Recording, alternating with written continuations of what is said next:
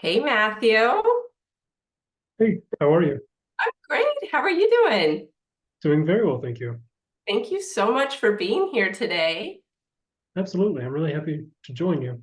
Oh my gosh, I'm personally so excited about everything we're going to learn. The speaking points, are spot on for this audience. And I see we've got people trickling in. So what I will do is just start with a few announcements so everyone kind of knows what to expect. And then, of course, we will hand it over to you, what everyone has been waiting for. So just first off, thank you everyone for being here, for being a part of our community. I am an avid learner and I thought, why not share these amazing opportunities with everyone? The family office sector is growing and it's opaque and complex. So through these opportunities, we really can gain some valuable insights in how to show up and better serve in this ever-evolving landscape.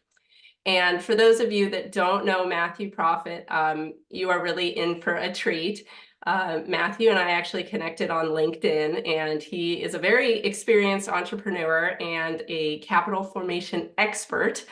He has a very impressive track record. He's raised over $1 billion over the past 5 years and a variety of investor types and structures. So that's really, he's going to talk a lot about that today. And I'm hoping too that he'll share kind of his unique journey and a little bit about what he does before he jumps right in.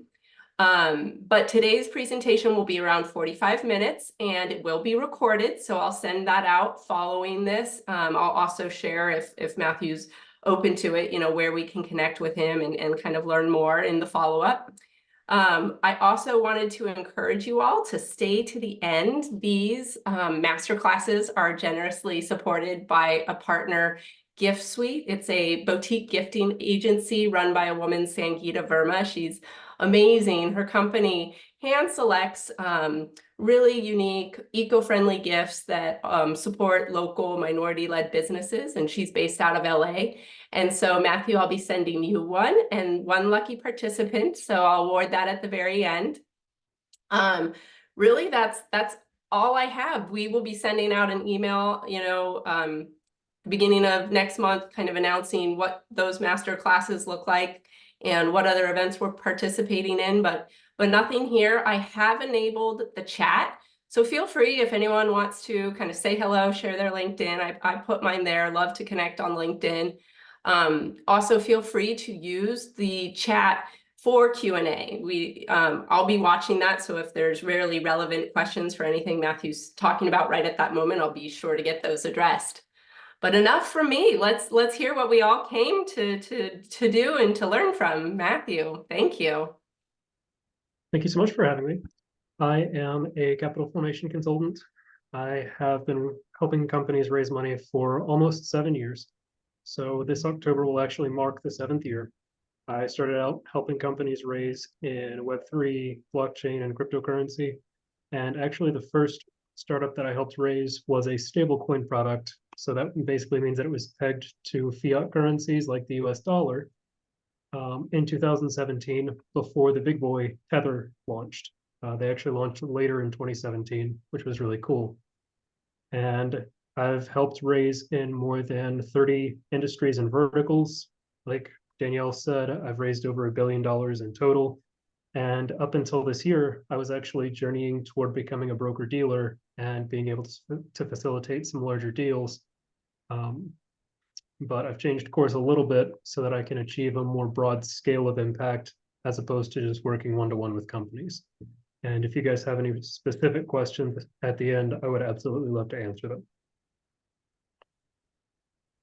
So let's go ahead and get started with the changing dynamics of capital formation. So we've noticed a change over the last about 12 to 18 months, especially as it's impacted entrepreneurs.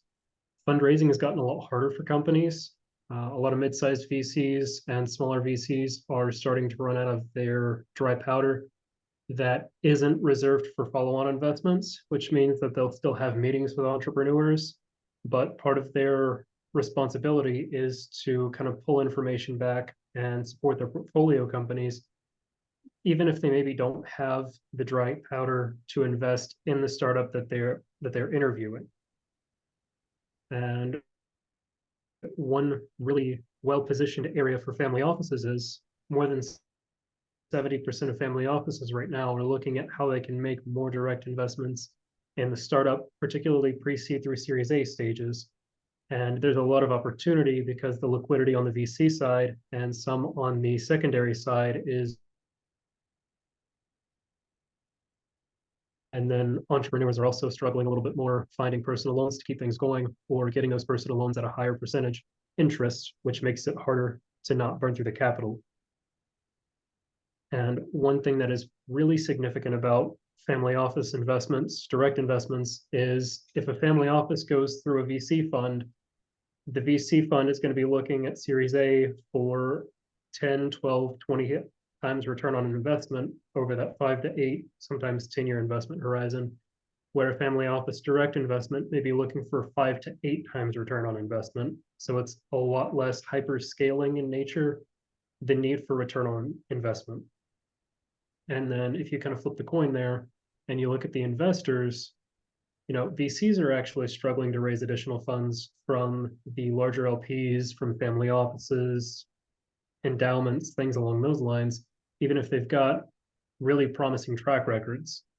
I've heard of funds with 25, 30% IRR annually, not managing to raise a fund 2 or a fund 3, which over the last, say, 10 years, that would have been an excellent condition to be raising as a VC. And one other thing that's really interesting that we're seeing in terms of timing for investors is a lot of the youth from the family offices, a lot of the younger family members that had gone out for private equity, venture capital internships, careers, investment banking careers, they're coming home with a lot of the skill sets that they need to manage the deal flow and to actually do the due diligence process themselves. So they're seeing less benefit from actually outsourcing and paying the management fees and paying that usually 2 and 20% carried interest on all the deals. So it's a lot less favorable for them to do that. And I know there's been some talk in particularly private real estate over the last about 3 to 4 years, where family offices had tried to do direct investments themselves and they weren't able to generate the alpha to outperform the funds. In fact, some of them actually underperformed the funds. But now that we're seeing the skills already natively in the younger family members, it seems like it makes a lot more sense. And I think we're going to start seeing them perform comparably, and in some cases actually outperform, especially if we zoom out from a 5 to 8 year horizon to like a 10, 20-year horizon, as the companies are forced less to hyperscale and they can afford to focus more on finding a real product market fit, finding the right customers, and then we see less collapse of businesses. And I think that's really shown in the number of businesses that have managed to go public. I think we're actually at about an all-time low for publicly owned companies on like the New York Stock Exchange, because a lot of them have gone under, WeWork being a pretty prominent recent example. Wow. Yeah.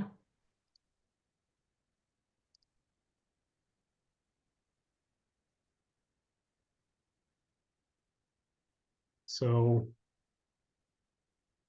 transitioning to actually what makes the characteristics of a family office investment unique. One concept I know, Danielle, that you talk about is patient capital. And that's not something that I think a lot of people have picked up on, particularly the startups.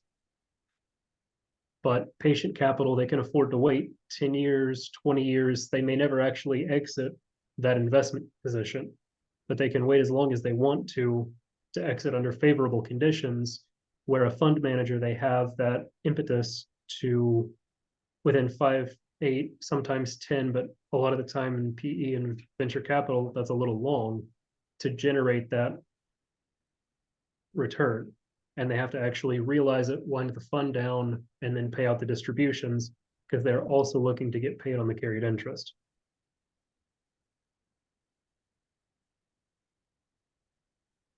Another thing that makes family offices and family office direct investments really unique is if you take about 7%, which is what, according to some of the recent studies, family offices are looking to actually invest in essentially the startup and VC segment, that comes out just averaged across the money market fund presence to about $430 billion of dry powder. Wow. All US VCs only have about 300 billion. So they kind of eclipse all of the dry powder just at a 7% allocation rate. Now, it's important to note that they have a preference toward bolstering the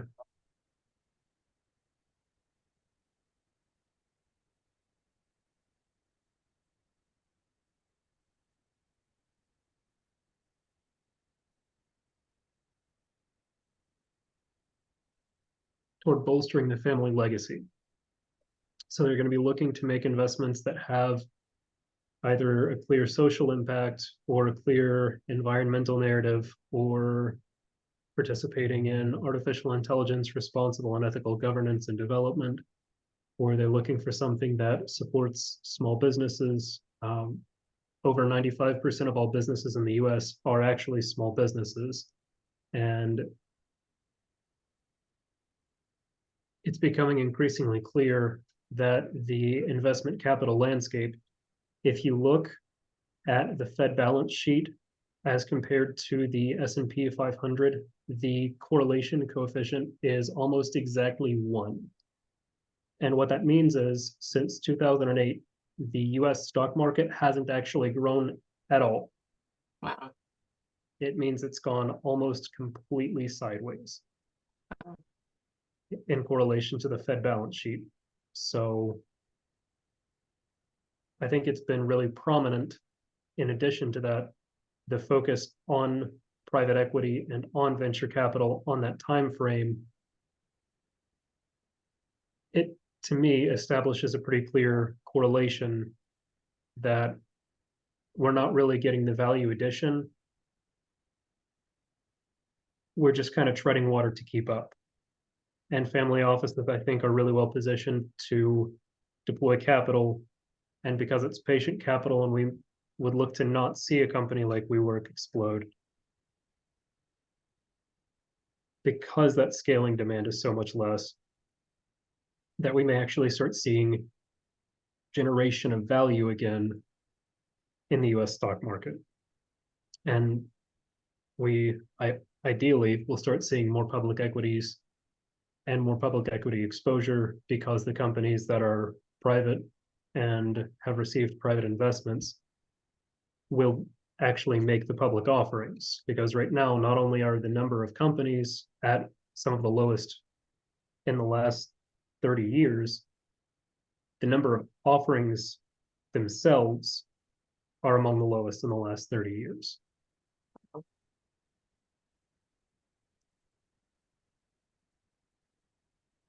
Now, part of actually receiving family office direct investments is you have to build a relationship. And it's important to note that multifamily offices, for example, City Private Bank, offers management.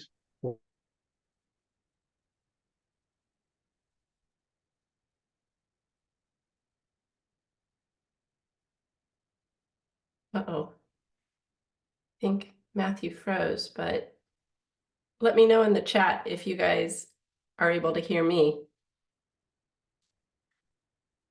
And a single family office.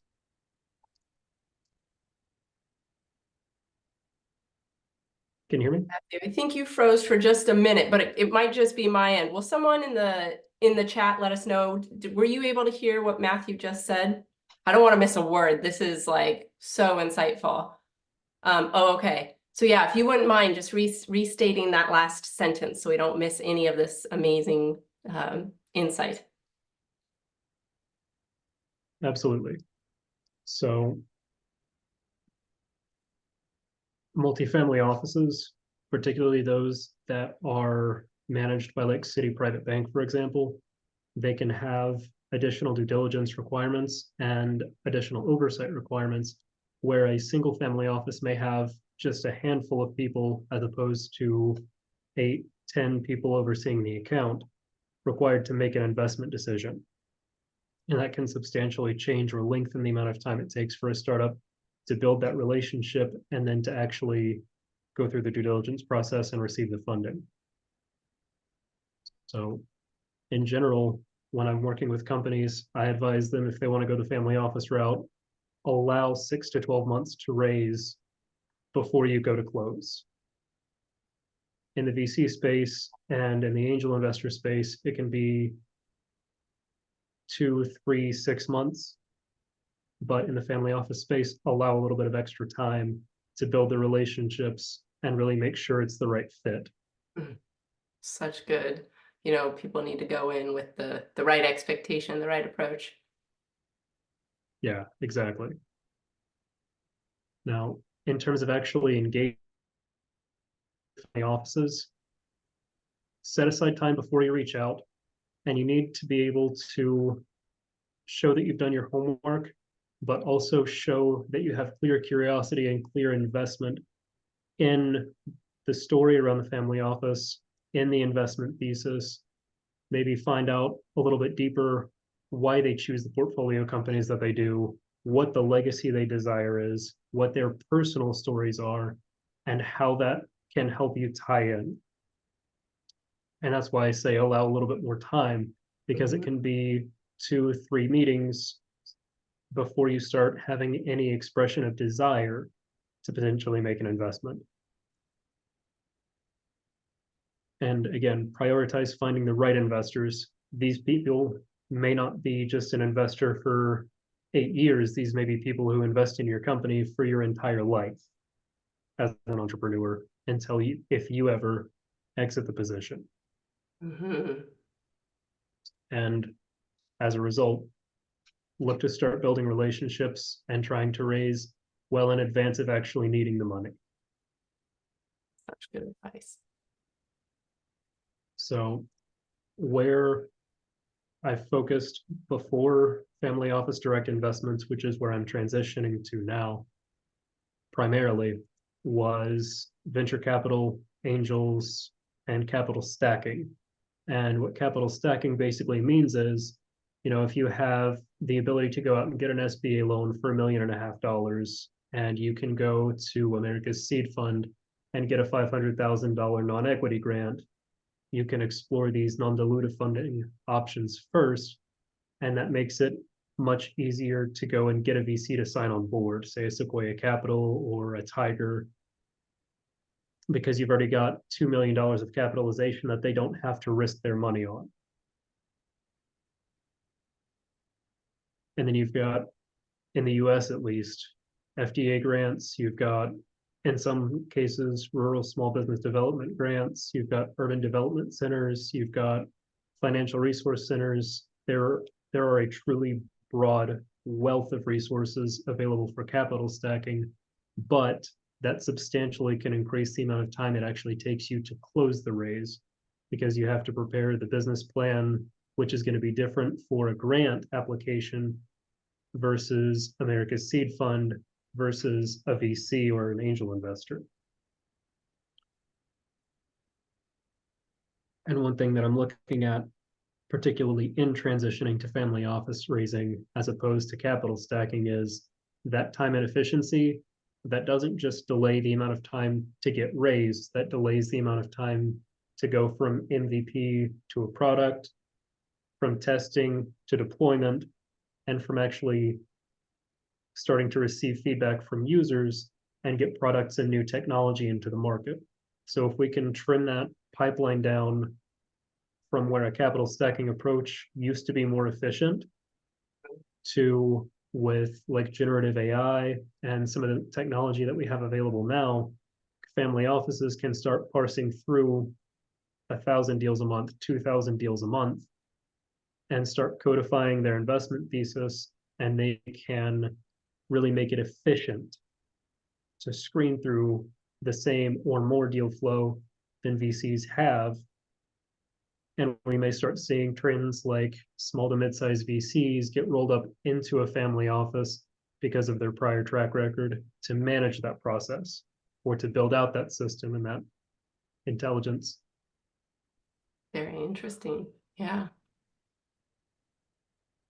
And then beyond just the capital stacking efficiency difference, you can also see if a family office comes in at the pre-seed stage, they can then offer private credit facilities that, let's say you go and open an account at Bank of America, you may not be able to secure as low an interest rate, which means you have a shorter run rate, and you can potentially access more capital and more injections of capital as it's convenient, which can lead to a much healthier overall business, and again can help mitigate some of the hyperscaling burnouts that we've seen over the last about 5 years. So there are just a lot of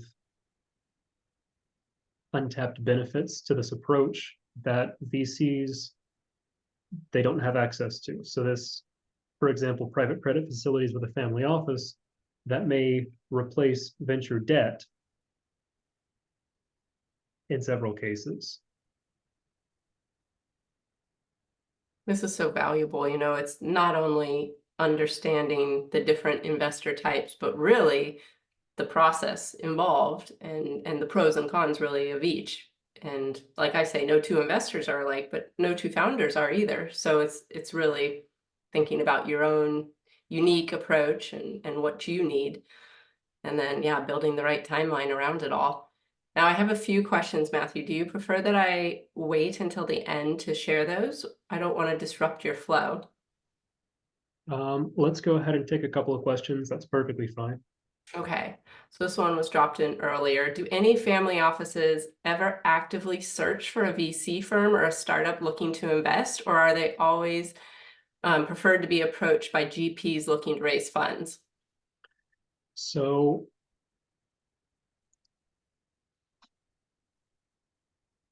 I would say that from my experience, family offices are persistently looking for new sources of alpha. So that would mean that they are often looking for GPs that seem promising or that seem particularly well aligned. They won't always reach out. They may look to see if the GP reaches out to them and then take an accelerated path to investing in that fund, or they may earmark capital and they may see how a fund one does for a manager and then look to invest in a fund two and then start reaching out. But they do look for GPs to invest in. Mm-hmm. And it's so hard to generalize, no two are alike, but to shed additional light, I had a call with a family office on Monday, and their fourth generation, they've operated under secrecy, but the new management team, they're looking to change their style and their interests, and they're looking for opportunities in emerging markets. And so that's his reason for creating a profile on Family Office List. It's like, look, I want it to be clear who we are, what we stand for, and most importantly, what we're looking for. So we are seeing that, but in the past, I think they've been more secretive, and many of these families kind of share in the due diligence and will kind of work off of recommendations from each other. But I think with technology and availability to help ease up on the sourcing and the vetting, I think it is really changing. So yeah, I think I saw a stat the other day. In the last, I think it's 3 or 4 years, the number of family offices globally has literally tripled. it's And that is crazy growth. And it makes sense, like, for the past couple, I would say 2 years now, we have consistently, every month, we add 50 new firms to the database. And that's like curated, those we see allocating. And so that just speaks to this tremendous growth. It really does. One more, and then we'll continue. Sounds great. Right. What is the typical allocation of family office funds among different assets like stock market, debt, private equity, hedge funds, VC funds, etc.? So just to speak broadly, um, for the first year in a long time, family offices are actually more exposed to private equity, venture capital, private credit, kind of that whole lump, than they are public equities. And they're actually looking to divest more from public equities over the next few years. VC funds, private equity, those are kind of the same classification. Um, there are a few different types of debt that they invest in. So you'll have, for example, I know one deal that has gone across about the last 18 months. There's a deal in Boston in the biosciences space where they'll come in before the senior debt stage, which comes before the mezzanine debt stage, and they'll put in 150 million dollars, and then you'll have the lead developer come in and they'll provide, and they'll expect maybe an 18, 15 to age, and they'll put in $20 million on top of that. And then you'll look to start seeing the mezzanine debt and then the contractor buy-ins. And that's kind of the stack there. Mm, awesome So feedback. Awesome answer. I'm for, going to throw a little URL as well, because each year, depending on the markets, the trends can change. And again, it's yeah, hard to generalize since each has such a varied preference. But Camden Wealth is a really great resource for research, and they do publish free definitely. reports. And so that's a great way to kind of keep your pulse on the trends because it is ever evolving. Exactly. Yeah, Camden Wealth has some excellent resources. Mhm. Gosh, there are a lot of questions in here and I don't want to lose them, but I also don't want to detract because you may answer a lot of them in your presentation. Do you prefer to go on or continue with questions? Um, let's see here.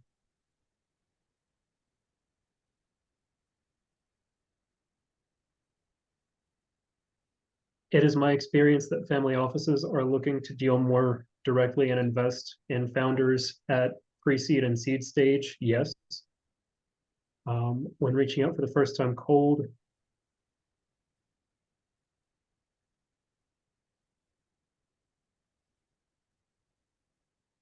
I don't know a good way to put it. So it depends, but you're kind of taking a shot in the dark, whether it's LinkedIn or email first. If you can find a way to get a warm intro, anytime you can get a warm intro, it's going to be better, especially if you are particularly familiar with the person or know the person who's making that intro well and have known them for a while. I think Which with channel do I? a great Sorry, go ahead. and with LinkedIn, a great hack is that before you even reach out, maybe you can see, are they active? Are they posting? What are they posting about? Can you contribute? Can you kind of get familiar on a level where you're not asking, you're giving? And maybe you're supporting their work, you're commenting, you see that they shared something and you have a similar article or report that would be very relevant. So sometimes you can start creating a bit of a familiarity before you just, hey, I'm just going to pitch this. But if you do have to go the cold route and you are going to email, like Matthew said, just the respect of showing you've really put in the time to understand what their interests are so that they feel like respected, investors versus just numbers that, spray and pray. Yeah, the one, probably the biggest thing that I can urge anybody who watches this and tries to raise, particularly from family offices, don't grab a list and spray and pray. It really, really irritates family offices, chief investment officers, the family members. It really irritates and disrespects their time. Please don't do that. Um, Let's see, there are a few in the Q&A. Matthew, are you seeing any increase in family office interest in opportunity zone investments? I don't have immediate familiarity with that one. So I'm gonna have to pass on that question for right now. But you're welcome to message me on LinkedIn and we can, I'll be putting out a site shortly after this call, probably a little later this evening, where any of you guys who have been here for this live can book a free 10-minute consultation, ask me personally any questions that you might have, and start building a relationship there also. Anything I can do to kind of help out a little bit. Really generous of you. And Chris, I can also look into our data analysis. I know that opportunity zones are obviously of interest because it is a filter that you can then identify those that have expressed interest. But I'll head to our researchers to see if they have any analysis of how those numbers have maybe increased over the last year, for example.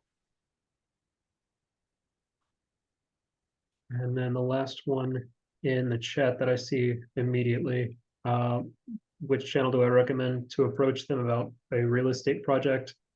Again, that's kind of shoot in the dark a little bit. You can do some research on LinkedIn and you can see if they're active on there. You can contribute to discussions alongside them. If you don't see one that you are particularly interested in, but you know that they are an investor that you're interested in working with, you can do a little bit of deeper research and then start reaching out via email. Again, emphasizing the respect and showing that you have put in the time to understand what they look for, who they are, and why they invest. I see one that was much earlier that I apologize. Nacho, I overlooked it, but he's asking Matthew to please share which are the best sources to research family offices and their investment thesis. Right now, I think probably family office list, to be honest. Well, I appreciate that recommendation. I do think there are some great resources out there. Some are a bit more institutional focused. With our platform, it's always been very important to me that we make something that's accessible to startup founders and emerging fund managers. So we have flexible, affordable options we can customize. That's always been very important to me because I'm also trying to serve the family offices, ensuring we're able to help bridge the gap with things that they're increasingly interested in. I can also recommend really to kind of educate yourself, immerse yourself like the way you're doing right now. You're going to make connections through the chat. You're going to learn. You're going to meet Matthew and be open to, you know, what he's doing. There's some great industry conferences. Digital Evolution Institute, really awesome think tank. They're designed for family offices. You know, they are different themes varied on what these families truly want to learn about. And a lot of it is focusing on, you know, this technology and how it's disrupting the way that they're able to do business. And, you know, they always have opportunities, whether you want to be a sponsor, but those are ways that you can kind of get in the room and add value and learn without necessarily pitching something, you know, go without an agenda other than to just learn how you can add value and meet and network. Definitely, definitely. Yeah. I know one thing that people joke about a little bit in the VC space and the angel space is the pitch slap, where you go straight into the DM with the pitch and the deck. Don't do that. Yeah. I mean, especially if it's irrelevant, you know, you're going to make exactly. a bad. So, yeah. And investors do talk, and that can Yes. make another investor who would have been a yes become, and you've already been blocked and you go straight to spam. That's a really important thing to note is investors do talk. Mm-hmm. And if it's you know, if you take a very thoughtful, respectful, how can I give to you approach, you know, even if you do get to the opportunity of eventually talking about your project, it may be a no right now, but it doesn't mean there's not future opportunity or that they won't recommend you to that family that they co-invest with that would be a yes. So it's a very, very tight-knit group. It is. So let's move a little bit to practical tips for building relationships. So attending conferences, attending virtual events, asking questions. If any of you are familiar,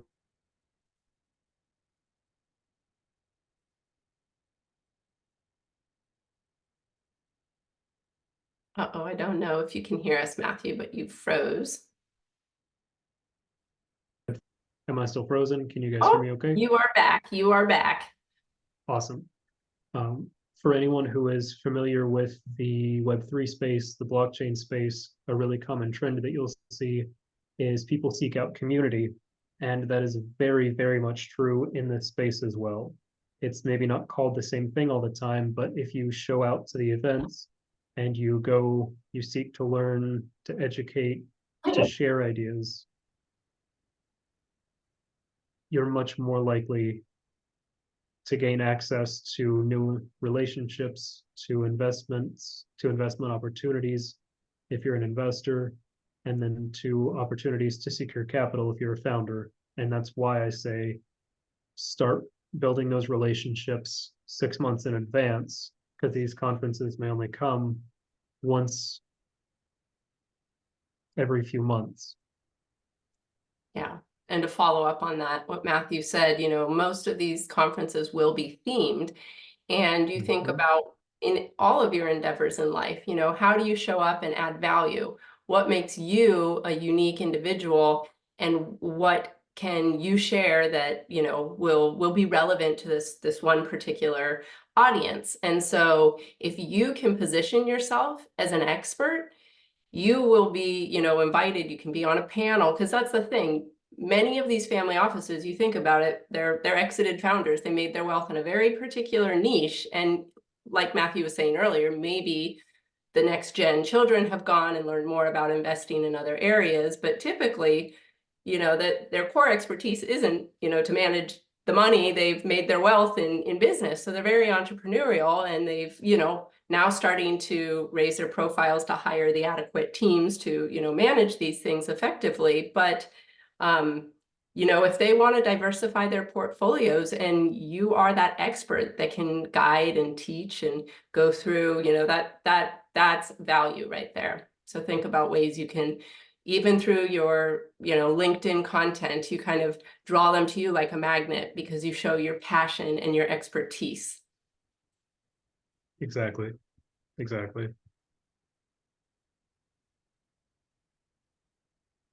And then on to kind of the last leg before my closing notes, and then moving to the Q&A. Accessing with patient capital, which that is, how can family offices take the enormous amount of money that they have and start plugging that into startups and into early stage companies? And that looks like starting to screen, for example, trade shows, any content that gets published to YouTube, any blogs or any press releases that come out of trade shows or that come out of industry events, that come out of networking events.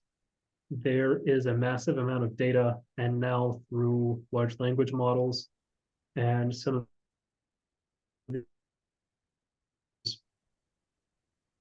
they can churn through all of this information at a scale that nobody's ever been able to do before.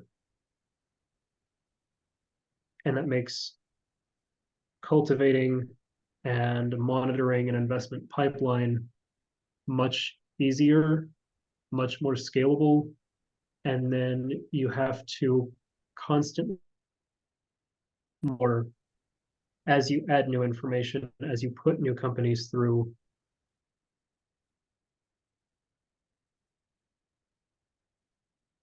One thing that I think people sometimes don't realize is the investment thesis for fund managers, it changes over time. So you will publish an investment thesis, and then 3 years in, let's say in the deep tech space, you have already got your companies in space tech, you've already got your companies in quantum computing, and now there aren't enough potential deals to source in those areas. So you start looking for fringe cases, whether that's quantum software, or that's space tech firmware, or that any of the kind of adjacent verticals that maybe didn't fit into the thesis as it was initially presented, but still fit closely enough to justify potential investment. And family offices, I think that's where a lot of the rolling firms in, like I mentioned a little earlier, is going to come in, is they may look to hire subject matter experts and emergent managers in order to help facilitate that constant tweaking process as they codify their thesis and as their portfolio changes and evolves.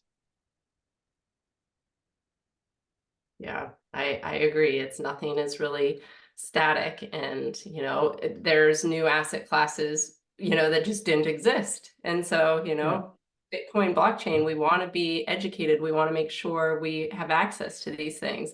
And to speak to your earlier remark about the technology and how it's really advancing. I mean, many of these family offices have small teams. And one example, there's a family office based out of Singapore who has a venture fund and really is passionate about impact, like sustainable startups. And so they launched a fund and invested in 5 startups the first year, and kind of got frustrated with some of the complexities of vetting all these, built an amazing software called Hatcher Plus that today, or this year, they invested in, I believe it was 218. So it shows like technology it's really changing the game and allowing, so much of this to be done more efficiently. Same size team, it's just the tools that are really changing the game. It is. And I actually saw about 2 weeks ago, there's a buyout fund that has invested in over 1,000 startups, and they've never lost money. Mm-hmm. They exit everything at least a 3x return. 1,000 startups over the last, I think, 12 years. Wow. I see there's a question about newsletters. You can look out for good events, and I am going to drop one. So I have a colleague, Ryan Austin, who runs Erendite Advisors. He helps family offices with their marketing. He helps founders with, aligning the right capital and positioning them as thought leaders. But his newsletter is really phenomenal. It's the Family Office Growth News. So I will drop a URL so you can keep, because he also includes different industry events and things like that. And anyone's welcome to put their emails, and I'm happy, I send out at the beginning of the month what we're doing in terms of master classes and events. So happy to add anyone to that distribution as well. And what I'll do is just in the chat so everyone can see it. This is the growth newsletter through LinkedIn that I recommend. But Matthew, feel free if you have other resources that you'd recommend. Growth News was actually what I was going to recommend as well. That's been the most easily accessible and probably the most immediately beneficial that I've come across. Awesome. And there's separate conference providers. I mentioned Digital Evolution Institute. DC Finance is a partner of ours. They've been around for years. They're, world-class opportunities, but they really are catered to the family office. So they have a very small amount of, fund managers or service providers that can attend, and it's typically at a pretty high price tag. But again, there's something for everyone, and explore the various opportunities. Definitely. If it's all right with you, I think we can go ahead and proceed with closing remarks and then jump into the Q&A. That sounds fantastic. I just wanted to thank you all for being here. It's been really wonderful to be able to read the questions and be able to provide some information to everyone here. And I'm really grateful to you, Danielle, for hosting this and for hosting these master classes at scale and be able to connect people with information and access to information, which is something that I'm really passionate about. is access to information so that they can learn and they can do more and do better business. And that's what I think really all of this is about at the end of the day. It is, and I so appreciate you saying that. I know this ultra high net worth sector, it's so opaque, and so that can be very intimidating, and you can kind of not know how to go about it. But at the end of the day, these are people, they're successful, they are amazing, and many of them out there to make great impact. So when you have the data and the learning and the opportunity and you approach it through that lens, I think it's just amazing. I think family offices are at a turning point, and with the younger generation, so many of them are looking to make impact. We're in this information era where they can truly research and do their diligence and invest in things that carry on that family's legacy, and they can stand to really, really make a difference in this world, solve a lot of the problems. Definitely. Yeah, but thank you, Matthew. You are an expert. I mean, this has been so informative. I'm so thankful it's recorded, because I took like a whole page of notes, but I can go back to all the sound bites. Yeah, you really are an expert when it comes to capital formation, and it's complex, and there's, no one size fits all. So I appreciate you sharing your insight. If Yeah, no, everyone there's absolutely no one size fits all. If everyone has any questions, there's one there now that I'll read, but feel free to drop those in. This is an anonymous attendee. Latin American family offices are often perceived as less mature compared to their counterparts in the United States when it comes to making direct investments in startups and venture capital funds. I would like to invite you to share your thoughts on strategies for raising awareness about this asset class and fostering learning and investing in it. Sure. So one of my first exposures to Latin American family offices actually came in 2022.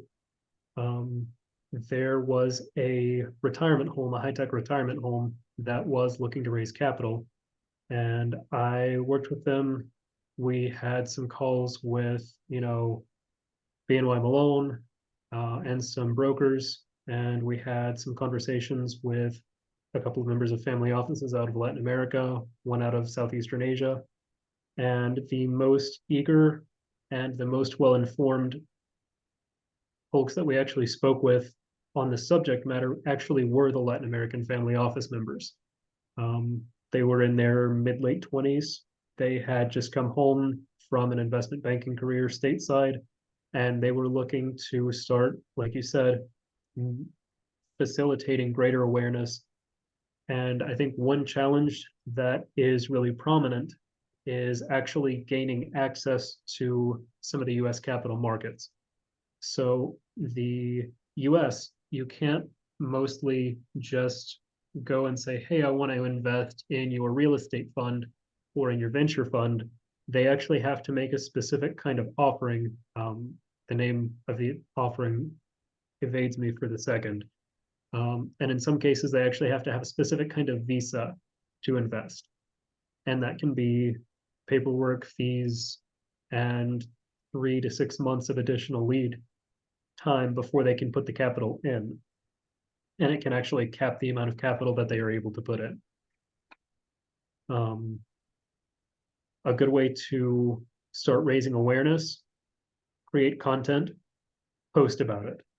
Discuss if you have specific knowledge, if you have contacts, or if you are a member of a Latin American family office, start publishing, thoughts, sectors of interest, startups that look interesting, why, and start discussing how people might go about accessing your business, and then providing feedback. Host pitching events, host hackathons. There are a lot of opportunities that exist. It will just be a matter of, kind of like family offices in the US are doing now, sorting through the noise, finding the investments that are attractive, reaching out, securing the relationship with the GPs, and building the relationship. Ultimately, the relationship building component, that's redundant for both sides. You have to build a relationship with the GP so they're willing to take your money, and the GP has to build a relationship with the family office and with the LPs so that they will actually provide the capital. And you can And certainly, similarly with startups. yeah, and you can certainly share the family office list resource. You know, it's a list, but it's a dynamic platform. It's not a spray and pray. It's really a research tool. So any Latin American family office, you know, looking to raise its profile to be able to attract aligned partnerships, by all means, we love to work with those families, create an accurate profile, and it's completely complimentary. So Does anyone else have any questions? I see one. Okay. So I can't make any specific recommendations for whether to invest in an asset class or not. I would say that M&A has really good, potentially highly liquid opportunities to invest, and highly liquid opportunities seem to be where a lot of family offices are trending. And in that regard, M&A could be a promising avenue, but doing due diligence on a per family office basis is the most important part of evaluating an opportunity. Mhm. How many family offices from Latin America are included in family office list? Oh, great question. This is definitely an area our research team over the past few months has been focusing, because it's not representative of the entire landscape. I want to say we probably have, you know, this is a guess because their data grows and is dynamic, but I'm guessing we probably have around 60 or so. So this is, you know, where we as well would like to do the research and focus, and you know, maybe I'll take Matthew's advice and start, you know, generating more content that can help attract that as well. Definitely. All right. Last call for questions. Otherwise, I will announce our winner. I am going to select Chris Ferry. Thank you for staying to the end. Thank you for participating with questions. And thank you, all of you. Thank you for being eager to learn, to understand how you can successfully form relationships with family offices. This has just been awesome. I will be sure to send the recording to you all. And yes, Chris, I will follow up to get your address to send your prize. And yeah, I hope, you know, that you guys will join us for future ones. This has just been such Thank you so much for your relevant questions. but Thank you so much for your time. helpful. Yeah. Sorry, Matthew, you froze for a minute, so I'll let you say your thank you. I was talking over you. Sorry about that. Thank you all very much for your time, for bringing your questions. And if there's anything that I can do, like I said, I should be publishing that site later today or tomorrow. And I can send that link to Danielle if you don't care to distribute that. Fantastic. And then I'm happy to take any questions there. Thank you so much. This has been awesome. I hope everyone enjoys the rest of their day, and I hope to catch you on the next one. Bye-bye Thank you so now. much. Thank Bye. you.